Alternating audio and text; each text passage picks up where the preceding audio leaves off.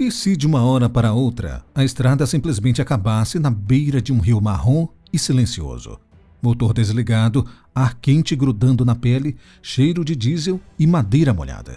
Só o barulho pesado do madeira correndo e uma balsa lenta, lá no meio, decidindo quando você pode seguir viagem. Durante décadas, para quem saía de Rondônia em direção ao Acre, esse ponto não era um detalhe da rota, era um limite. Aqui, entre o rio Madeira e o rio Abunã, a divisa não era política, era logística.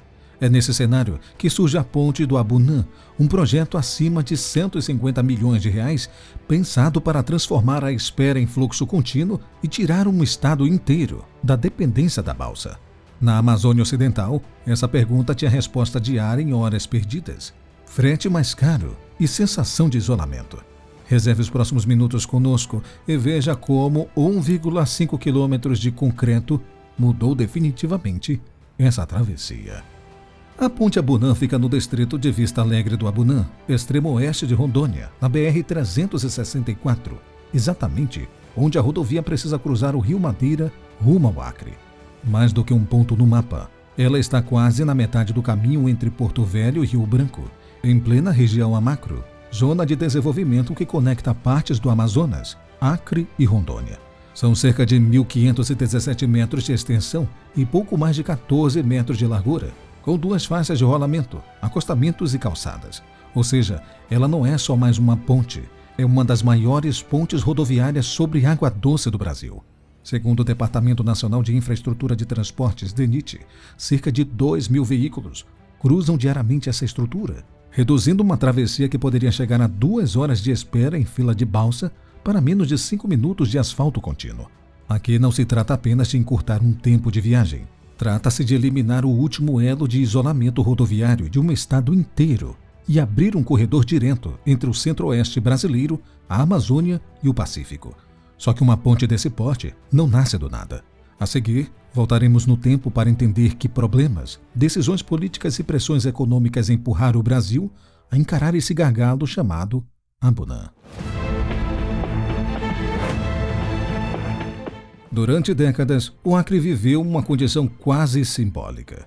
Fazia parte do Brasil no mapa, mas na prática dependia de um gargalo de lama, balsa e clima para se manter conectado ao resto do país. A BR-364, espinha dorsal acreana no eixo leste-oeste, travava justamente aqui, no rio Madeira, na travessia por balsas em Abunã.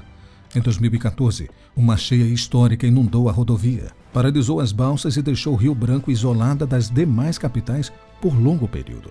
Na prática, foi combustível racionado, preços disparando, abastecimento no limite e uma lição clara: depender de um único corredor rodoviário cruzando um grande rio amazônico por balsa é uma aposta frágil. Mesmo em dias normais, a travessia pesava no bolso. Caminhoneiros pagavam cerca de R$200 por veículo, somando o tempo perdido, risco de assaltos e imprevisibilidade. Esse custo ia direto para o frete e, no final da linha, para o preço do arroz, do feijão, do cimento. Ao mesmo tempo, o Brasil empurrava sua fronteira agrícola para o oeste e norte. Mato Grosso, Rondônia e região do Amacro ganhavam protagonismo em grãos e carnes voltadas à Ásia-Pacífico, mas ainda enfrentavam longos percursos, portos congestionados e logística cara. É nesse contexto que a Ponte Abunã entra no PAC 2 em 2010, tem obras licitadas em 2013 e depois das enchentes em 2014, vira prioridade política. E é justamente aí que começa a parte mais impressionante. Como engenheiros e operários, no meio da Amazônia, transformaram um gargalo de lama em 1,5 quilômetros de concreto sobre um dos rios mais difíceis do país. Do ponto de vista da engenharia, a Ponte Abunã é, antes de tudo, uma negociação com um rio difícil. O Madeira é largo, profundo, tem uma grande variação de nível entre seca e cheia e carrega troncos inteiros da floresta amazônica que batem e se acumulam nas estruturas. O projeto original previa pouco mais de 1.047 metros de extensão, mas os estudos geotécnicos e hidrológicos mostraram que, para proteger a rodovia de cheias futuras, como a de 2014, seria preciso elevar o grade e afastar as cabeceiras da zona de inundação. A solução foi acrescentar aproximadamente 460 metros de viaduto em terra firme, criando 3 trechos distintos: o elevado em solo, o trecho sobre o leito mais raso e o vão navegável central. Esse ajuste exigiu também quase 1,5 km de aterros nos acessos, conectando suavemente a BR-364 ao tabuleiro, elevando e reforçando o conjunto contra futuras cheias. Na fundação, a palavra-chave foi profundidade. O solo da planície aluvial, no Madeira, é predominantemente mole, saturado, com baixa capacidade de suporte. Para ancorar a ponte, foram cravadas cerca de 145 estacas profundas, apoiadas em camadas mais resistentes, numa operação delicada realizada a partir de balsas e plataformas flutuantes, muitas vezes sob correnteza forte e variação rápida do nível da água. Sobre esse alicerce, ergueu-se uma estrutura que consumiu algo entre 25 a 29 mil metros cúbicos de concreto e mais de 4 mil toneladas de aço, entre trechos pré-moldados, vigas, lajes e blocos de fundação. No pico da obra, algo em torno de 160 operários se revezaram entre armação, formas, concretagem, montagem de aparelhos de apoio e proteção de tabuleiro. O trecho convencional da ponte sobre margens e áreas menos profundas foi executado com vãos típicos em vigas, lançadas a partir de guindastes e treliças de montagem, com escoamentos temporários apoiados em torres metálicas. Já o vão navegável, com até 175 metros de extensão, exigiu solução mais sofisticada: o método de balanço sucessivo, em que o segmento de concreto são construídos simultaneamente a partir de pilares, avançando sobre o rio como braços que se estendem até se encostarem no meio, com precisão de poucos milímetros.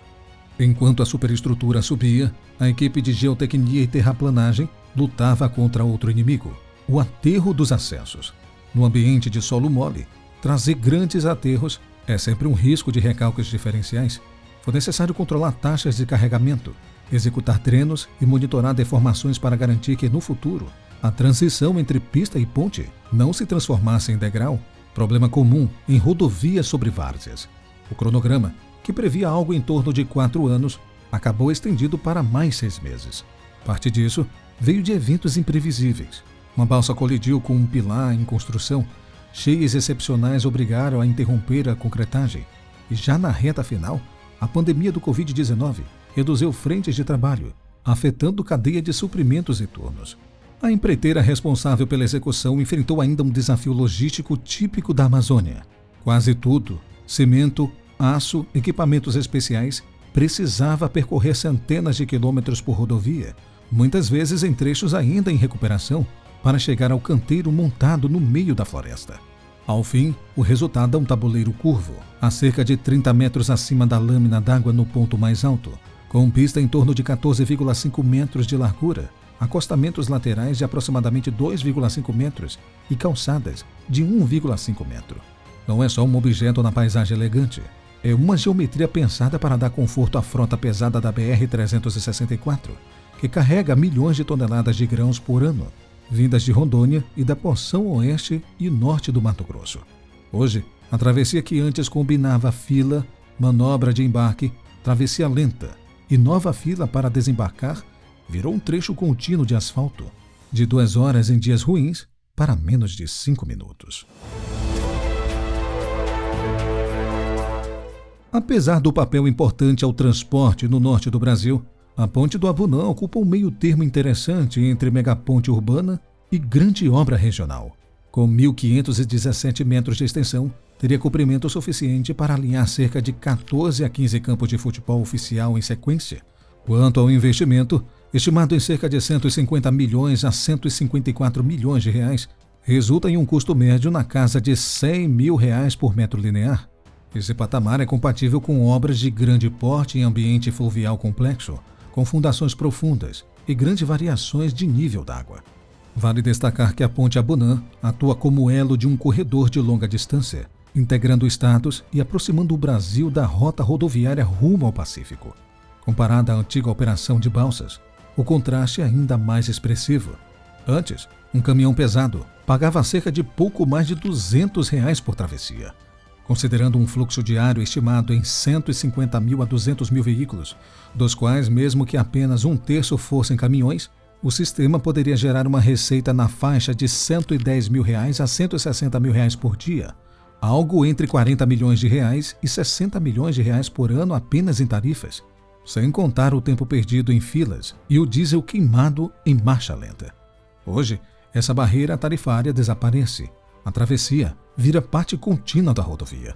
Agora, quando o assunto é materiais, os cerca de 24,5 mil metros cúbicos de concreto citados em dados oficiais equivalem, em ordem de grandeza, ao necessário para erguer dezenas de prédios residenciais de porte médio. E as mais de 3.500 a 4.000 toneladas de aço se aproximam do volume utilizado na estrutura metálica de um pequeno estádio. Na lógica dos corredores logísticos, poucos pontos no mapa conectam ao mesmo tempo rodovia nacional, hidrovia Madeira-Amazonas e rota rodoviária para o Pacífico, como a Bunã faz hoje. No curto prazo, o efeito mais palpável da ponte do Abunã é direto no bolso. Sem tarifa de balsa e com o tempo de viagem reduzido, o custo do transporte é sensivelmente reduzido, podendo baratear alimentos e materiais de construção, sobretudo para a população acreana de menor renda. Em escala maior, a ponte consolida o Acre como parte funcional da malha rodoviária federal e reforça a rota Porto Velho-Fronteira com o Peru via BR-317 e Estrada do Pacífico. Com isso, carnes e grãos da Amacro podem chegar mais rápidos aos portos de Matarani e Ilo, encurtando o caminho até a Ásia e o Pacífico e aumentando a competitividade de produtos refrigerados de maior volume agregado. Mas há contrapontos. A mesma infraestrutura que integra mercados pode acelerar o avanço desordenado da fronteira agrícola, reproduzindo na Amacro o ciclo desmatamento madeira-pecuária-grãos visto em outras regiões. Além disso, a ponte elimina um gargalo rodoviário, mas não a vulnerabilidade climática. Eventos extremos recentes mostram que depender de um único modal continua arriscado. Por isso, estudos defendem uma rede multimodal e resiliente, combinando rodovias, hidrovias e terminais intermodais robustos. Em resumo, a ponte do Abunã é um passo gigantesco, mas precisa ser acompanhada de planejamento territorial, controle ambiental e investimentos complementares, para que o desenvolvimento não consuma a base ecológica que o sustenta. No fim das contas, a ponte do Abunã não é só concreto e aço na Amazônia. É a aplicação precisa da engenharia para ler um rio difícil, entender um território vulnerável e transformar isolamento em conectividade. A antiga dependência da balsa ganha aqui uma resposta técnica, o esforço de milhares de toneladas de materiais e anos de obra. Às vezes, a diferença entre estar à margem e integrado cabem em 1,5 km de ponte. Obrigado por ter assistido este vídeo até aqui. O que você acha dessa incrível ponte que liga o Acre a outras regiões necessárias para o seu desenvolvimento econômico?